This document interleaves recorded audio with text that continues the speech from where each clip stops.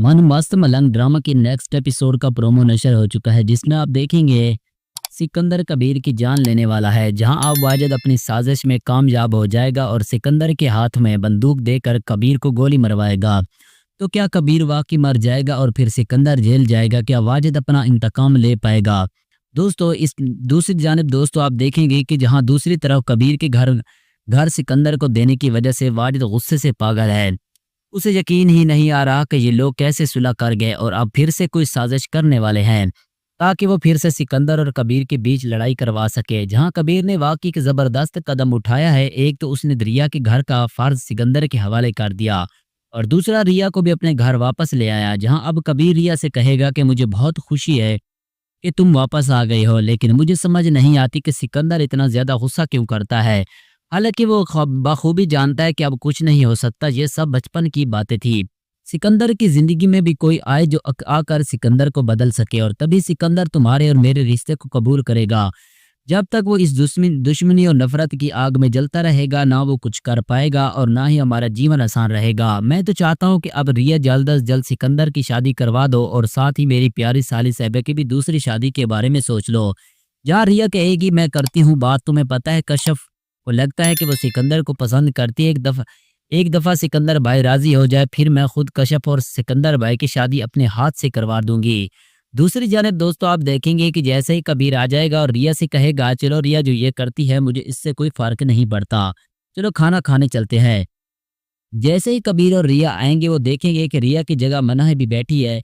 कबीर कहेगा उठो यहाँ से, तुम दूसरी जगह जाओ, वहां पर जाकर बैठ जाओ, क्योंकि ये जगह आज से रिया की है। फिर कबीर मना को उठाकर रिया से कहेगा जाओ अपनी जगह पर बैठो, क्योंकि अब तुम्हारा वक्त आ गया है ये बताने का कि तुम्हारी इस घर में जगह क्या है। फिर कबीर माँ बीना से कहेगा माँ मुझे आपसे एक और बात करनी है।